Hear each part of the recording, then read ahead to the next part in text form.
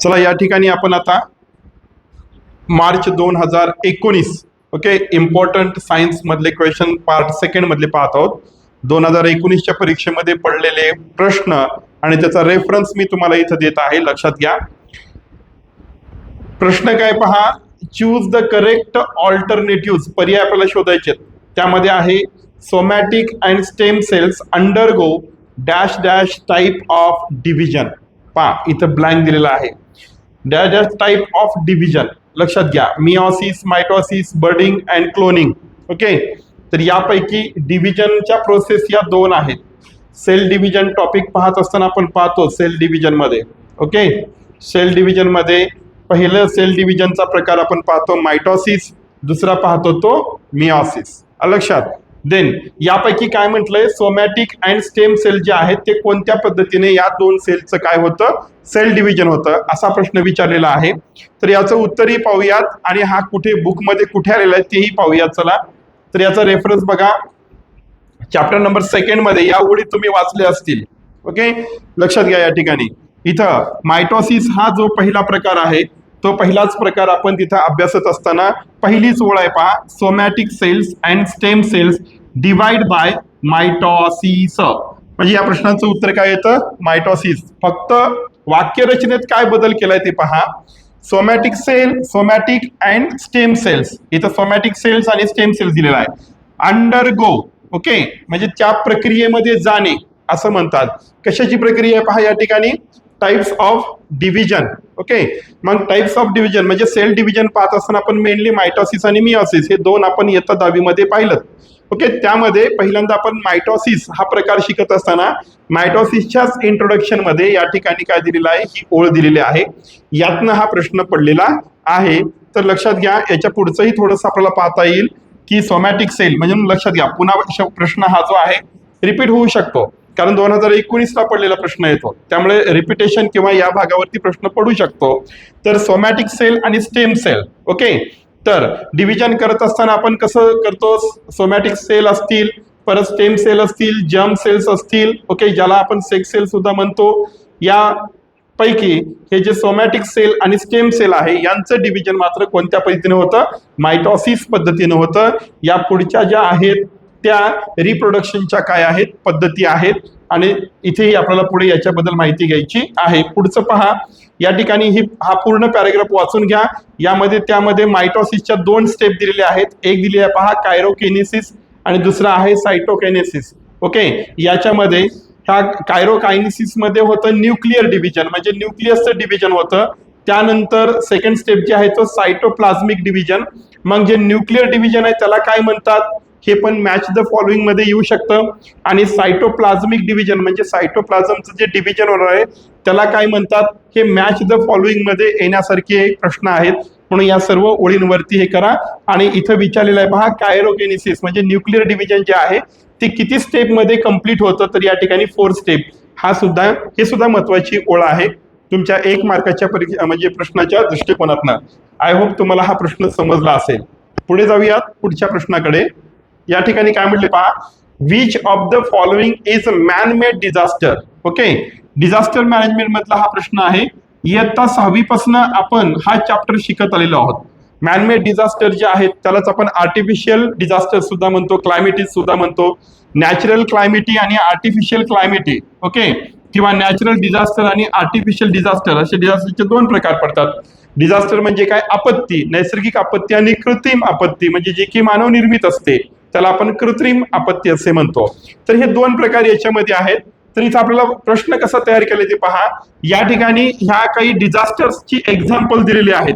या 4 पैकी कोणतं डिझास्टर जे आहे ते मॅनमेड डिझास्टर मध्ये येतं हे आपल्याला इथे विचारलेलं आहे. यासाठी आपण पुढे रेफरन्स पाहूया आपल्या बुक मधला आणि पूर्ण त्याचं एक्सप्लेनेशन घेऊया. लक्षात घ्या, हे तुमच्या बुक मधलं रेफरन्स आहे. या ठिकाणी मॅनमेड दिलेला आहे. डिझास्टर मॅनेजमेंट मध्ये गेलात की तुम्हाला ही या ठिकाणी ट्री डायग्राम दिसेल. यामध्ये काय केले पहा, मॅनमेड मध्ये काय म्हटले पहा, अननोन. ओके, आणि पुढे काय दिलंय, इंटरनॅशनल दिलेलं आहे. सॉरी, अननोन म्हणतो इथं, इंटरनॅशनल. आणि इथे काय केलेलं आहे, अननोन पॉयझनियस गॅसेस. ओके, म्हणजे विषारी गॅस जो असतो त्याची जर गळती झाली तर त्यामुळे होणारी जीवितहानी किंवा त्यामुळे तयार होणारं डिझास्टर, आपत्ती. त्यानंतर ॲटॉमिक टेस्ट आहे, अनप्लॅन्ड ॲक्शन किंवा ॲक्सिडेंट जे आहे, हे सगळे कशामध्ये येतात? मॅनमेड मध्ये येतात, म्हणजे माहिती नसताना घडलेलं. ओके, म्हणजे ज्ञात नसलेलं. International war, fire, bomb blast, forced migration म्हणजे स्थलांतर, जबरदस्तीने केलेलं स्थलांतर. ओके, म्हणजे समजा आपण बघतो आपल्या आजूबाजूच्या देशामध्ये, म्हणजे पाकिस्तान असेल, बांगलादेश असेल, ओके, या देशामधनं लोक काय होतात, त्या देशामध्ये काही अडचण निर्माण झाली की ते मग भारतात येण्याचा प्रयत्न करतात. सध्याचा करंट इश्यू आहे पहा बांगलादेशमध्ये. ओके, बांगलादेशमध्ये तिथे काही प्रॉब्लेम झाला की बांगलादेशमधील जे रहिवासी आहेत ते भारतामध्ये येण्याचा प्रयत्न करतात. ओके, त्याला मायग्रेशन म्हणतो आपण, म्हणजे जागा सोडून दुसरीकडे जाणे. फोर्स मायग्रेशन म्हणजे जबरदस्तीने घडून आणलेलं मायग्रेशन. ओके, त्यानंतर आहे टेररिझम, आतंकवाद, रेप्स, चाइल्ड लेबर, हे सगळं मॅनमेड मध्ये येतं, हे पण डिझास्टर मध्ये मानलेलं आहे. पण या ठिकाणी बघा आपल्याला जे पर्याय दिलेले आहेत, अर्थक्वेक, फ्लड, मेट्रोइक आणि त्यानंतर leakage of toxic gases. Toxic हा जो शब्द आहे हा पॉइझनचा समानार्थी शब्द आहे. लक्षात, याचा पण अर्थ काय होतो? विषारी असा होतो. तर हा जो शेवटचा प्रकार आहे तो कशामध्ये येतो? मॅनमेड मध्ये येतो. लक्षात, अशा पद्धतीने तुम्ही तिथं मॅनमेड, नॅचरल डिझास्टर जे आहेत याचे कॉलम लक्षात घ्या, त्यामध्ये दिलेले एक्झाम्पल लक्षात घ्या आणि प्रश्न कशा पद्धतीने बनवलाय ते पहा. म्हणजे त्या ठिकाणी पूर्ण हे स्ट्रक्चर आहे अशा पद्धतीने डिझास्टरचं. त्यामध्ये जे एक्झाम्पल दिलेत त्यापैकी काही एक्झाम्पल इथं घेतलीत. ओके, आणि त्यानंतर काय केलेलं आहे, खाली एक्झाम्पल दिले, त्यापैकी मॅनमेड कोणता आहे किंवा नॅचरल कोणता आहे हे तुम्हाला विचारलं जाईल. म्हणून अशा प्रकारच्या प्रश्नाची तयारी तुम्ही केली पाहिजे. चला, हा प्रश्न तुम्हाला समजला असेल, पुढे जाऊयात. देन इथं काय म्हटलं बा, तसं पाहिलं तर आपण हे जे आहे ॲटोट्रॉफिक म्हणजे काय, in a food chain autotrophic plants are present at the dash level. Okay, मग काय म्हटलंय, in a food chain. Okay, food chain मध्ये आपण पाहिलं तर या ठिकाणी जे कोण म्हटलंय, प्लांट्स म्हटलंय. प्लांट्स बघा, प्लांट्स हे कसे असतात? हो, ॲटोट्रॉफिक असतात. काय असतात? ॲटोट्रॉफिक असतात. त्याला आपण काय म्हणतो? स्वयंपोषी म्हणतो. ओके, म्हणजे काय, स्वतःचं अन्न स्वतः तयार करू शकतात ते. ओके, कारण त्याच्यामध्ये काय आहे, क्लोरोप्लास्ट प्रेझेंट आहे. लक्षात, हरितद्रव्य प्रेझेंट आहे, त्यामुळे ते स्वतःचं अन्न स्वतः तयार करू शकतात. म्हणून प्लांट हे जे फूड चेन मध्ये कुठे येतं म्हणतं पहा, या ठिकाणी अपेक्स, सेकंडरी, टेरिशरी, प्रोड्युसर हे दिलेलं आहे. तर प्लांट हे कशामध्ये येतात? मग प्रोड्युसर मध्ये येतात, कारण ते स्वतःचं अन्न स्वतः तयार करतात. फूड चेन मध्ये ते पहिल्या ठिकाणी येतात, म्हणून त्यांना काय म्हटलं जातं? प्रोड्युसर म्हटलं जातं. हे या प्रश्नाचं उत्तर असेल. आता इथे लक्षात घ्या की कशा पद्धतीने हा प्रश्न बनवलेला आहे.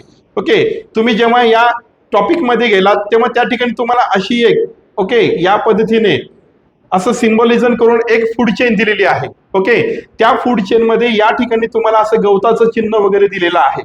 लक्षात, आणि तिथून मग ही फूड चेन अशी परत दाखवलेली आहे या ठिकाणी.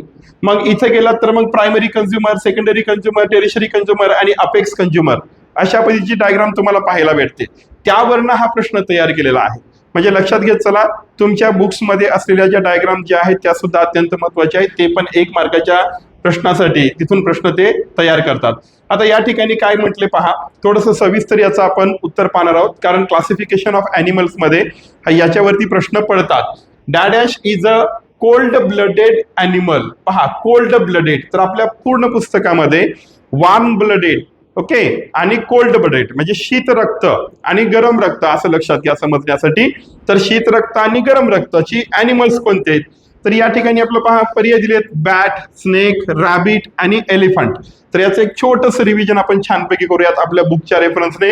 आता लक्षात घ्या, या ठिकाणी हे पायसिस दिलेला आहे. ओके, हा क्लास पायसिस दिलेला आहे. यामध्ये तुम्ही पाहिलं तर इथे लक्षात येईल तुमच्या, हे पहा, दीज आर कोल्ड ब्लडेड, म्हणजे या क्लासमध्ये येणारे अॅनिमल्स मग ते कोणते कोणते आहेत पहा.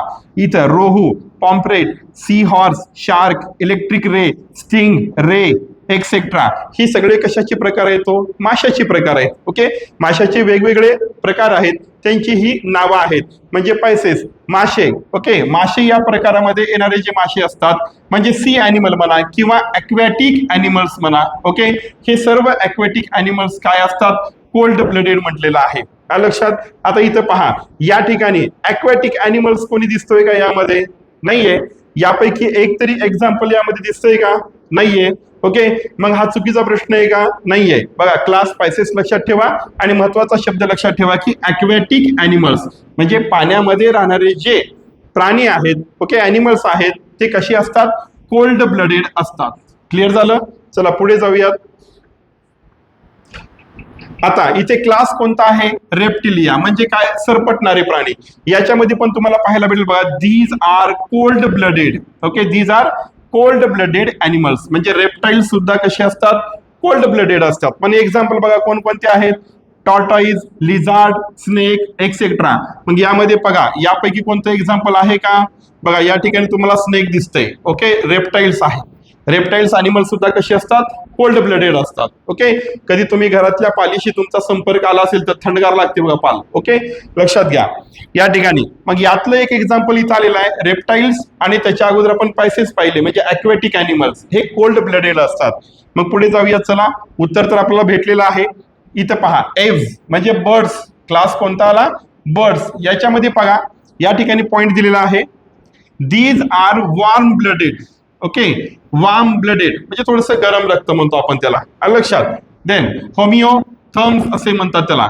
ठीक आहे. देन याच्यामध्ये कोणकोणती एक्झाम्पल आहेत पहा, peacock, parrot, pigeon, duck, penguin. Okay, यापैकी इथं कोणतं आहे का पाहून घ्या. Then peacock, parrot, pigeon, duck, penguin etcetera, यापैकी तर कोणतं नाहीये. पण एक गोष्ट लक्षात ठेवा, क्लास एव्ज मध्ये येणारे जे अॅनिमल्स आहेत ते कसे ब्लडेड असतात? वॉर्म ब्लडेड असतात. म्हणजे जर समजा कोल्ड ब्लडेड वरती प्रश्न विचारला असेल तर वॉर्म ब्लडेड वरती सुद्धा प्रश्न विचारला जाऊ शकतो. आणि कोणत्या क्लास मधले अॅनिमल हे वॉर्म ब्लडेड आहेत हेही आपल्याला माहिती असणं गरजेचं आहे. पुढे चला. आता इथे पहा, क्लास कोणता आहे? मॅमेलिया, ज्याला आपण सस्तन प्राणी म्हणतो. ओके, त्या सस्तन प्राण्यामध्ये एलिफंट, ह्युमन, कांगारू, डॉल्फिन आणि बॅट हे पण येतं. बघा, एलिफंट, इथं एलिफंट आहे, हा कसा आहे? वॉर्म ब्लडेड आहे.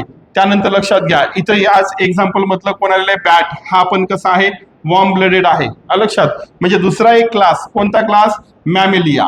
ओके, म्हणजे एव्सच्या नंतर कोणता क्लास? मॅमेलिया. पक्ष्यांच्या नंतर कोणता? सस्तन प्राण्यांचा. लक्षात. म्हणजे जे प्राणी पिलांना जन्म घालतात त्यांना आपण कोणते प्राणी म्हणतो?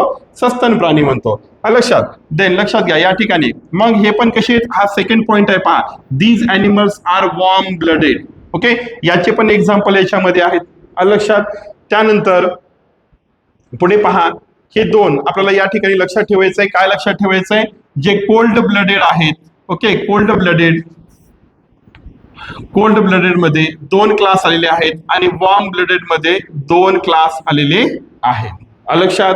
देन लक्षात असू द्या, कोल्ड ह्याच्यामध्ये जे सी अॅनिमल्स आहेत, लक्षात ठेवण्यासाठी, सी अॅनिमल्स ज्याला आपण अक्वॅटिक अॅनिमल्स सुद्धा म्हणतो. ओके, पायसेस म्हणजे सर्व प्रकारचे मासे. कुठल्याही माशाचं जर नाव आलं याच्यामध्ये तर समजून घ्यायचं ते कसं आहे? कोल्ड ब्लडेड आहे. त्याच्यानंतर दुसरं जे आहे त्या ठिकाणी पहा, दुसरे होते रेप्टाईल्स. ओके, म्हणजे सरपटणारे प्राणी. कोणताही सरपटणाऱ्या प्राण्याचं एक्झाम्पल आलं तर समजून घ्यायचं ते कसं आहे? कोल्ड ब्लडेड आहे. त्यानंतर वॉर्म ब्लडेड मध्ये कुठल्याही पक्ष्याचं नाव आलं तर समजून घ्यायचं ते कसं आहे? वॉर्म ब्लडेड आहे. आणि कुठल्याही सस्तन प्राण्यांचं नाव आलं त्याच्यामध्ये ह्युमन पण येऊ शकतो, ते कसे असतात मग? वॉर्म ब्लडेड असतात, मॅमेलिया. ओके, दोन क्लास आहेत ज्याच्यामध्ये कोल्ड ब्लडेड आहेत आणि दोन क्लास आहेत ज्याच्यामध्ये वॉर्म ब्लडेड आहेत. हे तुम्ही चांगलं लक्षात ठेवा, याच्यावरती प्रश्न बनलेला आहे आणि बनत राहतो. पुढे चला. आता या ठिकाणी dash is a connecting link between the Annelida and Arthropoda. म्हणजे आपण कनेक्टिंग लिंक हा जेव्हा घटक पाहतो तेव्हा कनेक्टिंग लिंक पाहत असताना आपल्याला तीन प्रकारच्या अगोदर म्हणजे फिगर्स दिलेले आहेत. पहा, ते कोणकोणते आहेत पाहून घ्या. इथं या ठिकाणी पहा, या ठिकाणी कनेक्टिंग लिंक हे जर तुम्ही पाहिलात तर इथं डकबिल प्लॅटिपस एक दिसतं, लंग फिश एक दिसतं आणि पेरिपॅटस एक दिसतं. येते लक्षात. आता या ठिकाणी बघितलं तर पहा, डकबिल, प्लॅटिपस, पेरिपॅटिपस, लंग फिश आणि व्हेल हे सगळे दिलेले आहेत आणि इथं त्यांचं एक्सप्लेनेशन आहे. ओके, इथं त्यांचं एक्सप्लेनेशन आहे. कशाची एक्सप्लेनेशन आहे? की डकबिल प्लॅटिपस असेल तो कोणत्या ग्रुपशी म्हणजे कोणत्या दोन ग्रुप सोबत, क्लास सोबत, फायलम मध्ये तो काय करतो? एक कनेक्टिंग लिंक बनवण्याचा प्रयत्न करतो. म्हणजे प्रत्येक एक्झाम्पल इथं दिलंय आणि त्या एक्झाम्पलचं या ठिकाणी काय केलेलं आहे?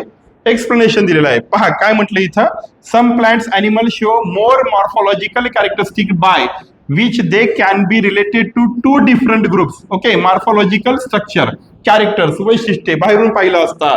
ओके, बाह्य आवरण. ओके, देन मग ते दोन कुठल्या तरी ग्रुप सोबत काय असतात, कनेक्टेड असतात. टू डिफरंट ग्रुप म्हणले. मग या ठिकाणी कोणकोणता ग्रुप आलेला आहे पहा, ॲनेलिडा किंवा अर्थोपोडा हे दोन ग्रुप. मग यामधलं कोणतं एक्झाम्पल असं आहे की जे ॲनेलिडा आणि अर्थोपोडा या दोन ग्रुप सोबत काय करतं, कनेक्टिंग लिंक तयार करतं. तर या ठिकाणी एक्झाम्पल दिलेलं आहे पहा, पेरिपॅटस इथंच आहे. पेरिपॅटस बघा, segmented body, thin cuticle and parapodia like organs are present त्याच्यामध्ये.